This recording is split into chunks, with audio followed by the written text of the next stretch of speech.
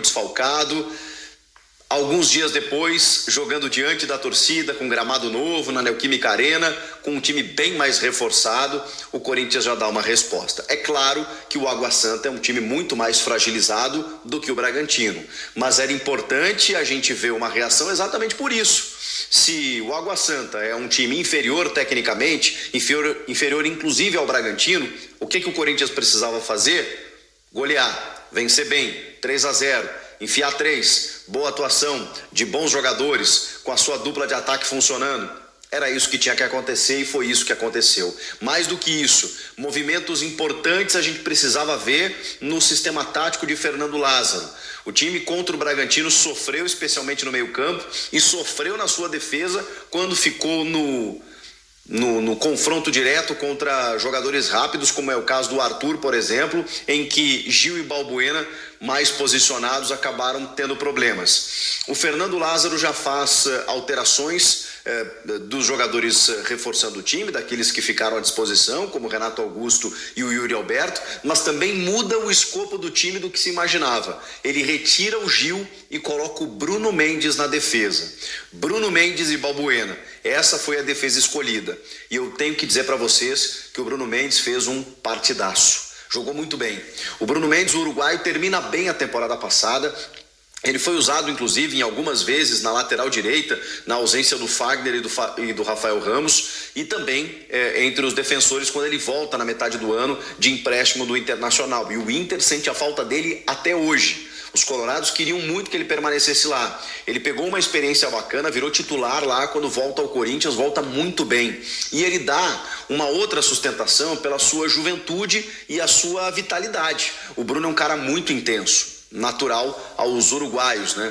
Pelo jeito de jogar e também por ser bem mais jovem. O que ele permitiu, não só pela sua individualidade, a sua capacidade técnica no jogo. O Corinthians foi ameaçado em alguns momentos, depois de estar vencendo por 1-0, cedeu alguns espaços ao Água Santa e também, em contrapartida, o time adversário ofereceu espaços, tanto que ali sai o segundo gol no contra-ataque. Mas eu já chego lá.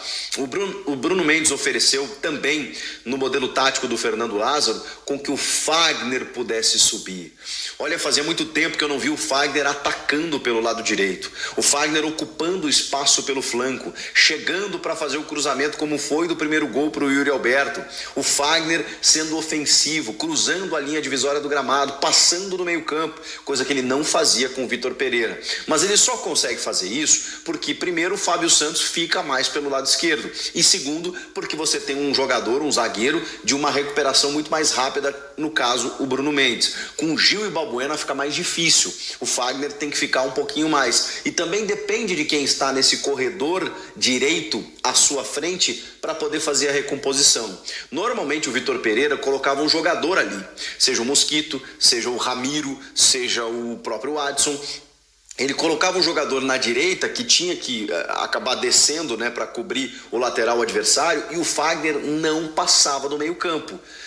O que vimos foi diferente, até porque o time não tinha um ponta-direita. Sim, o modelo do Lázaro foi um 4-4-2 com Adson por dentro. O Adson jogando como meia e Renato Augusto, vejam só, como um jogador mais pelo lado esquerdo, mas também, obviamente, centralizando e armando o time. Maicon e Duqueiroz, uma dupla que funcionou muito bem no ano passado e que depois o Maicon lesionou. O Du foi bem com o Fausto até determinado momento, depois o Fausto despontou, né? Foi um dos grandes jogadores da reta final. E o Du teve alguns problemas técnicos, acabou oscilando e tudo mais, mas ele é um jogador interessante. O Du tem alguns erros, né, de passes muitas vezes, na tomada de decisão, mas ele deu nesse jogo especificamente uma cara muito dinâmica para o meio-campo do Corinthians.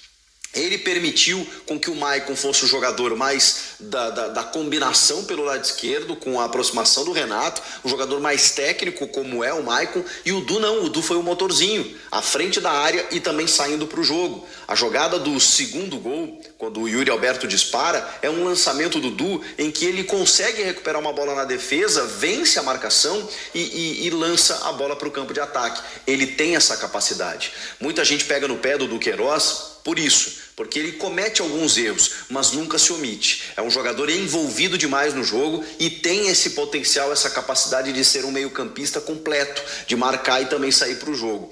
Ele tem muito a evoluir, é fato, mas ele preencheu bem esse espaço deixado pelo Fausto Vera, que vai deixar o time aí por alguns dias por conta do entorse no tornozelo, e fez uma boa dupla com o Michael, inegavelmente. Renato Augusto, pelo lado esquerdo, me surpreendeu, mas o Renato é impressionante. É um privilégio assistir Renato Augusto, como ele dá outra cara para o time, como ele oferece mais. Ele, inclusive, em alguns momentos apareceu como um ponteiro esquerdo mesmo, tentando drible, entrando na área, fazendo jogadas.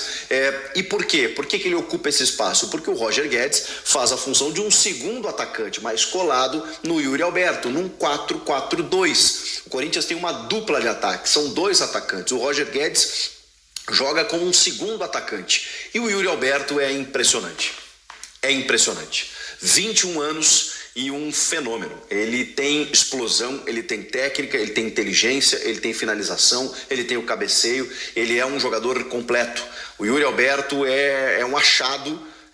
O Corinthians conseguiu garantir esse cara até 2027 e ele vai empilhar gols. E hoje, inclusive, dando 2 assistências. O Yuri Alberto, o gol que ele oferece ao Roger Guedes, o primeiro que ele oferece ao Roger, né, depois dele ter marcado de cabeça, nesse lançamento que eu falei do Duqueiroz, poucos, raros, se não o único atacante no Brasil, centroavante, que poderia pegar aquela bola, era o Yuri Alberto. A gente está falando de um centroavante que não é posicionado, que não fica na área esperando a bola para tentar algum cabeceio ou fazer o pivô. Ele também sabe fazer isso, mas ele é um jogador de explosão.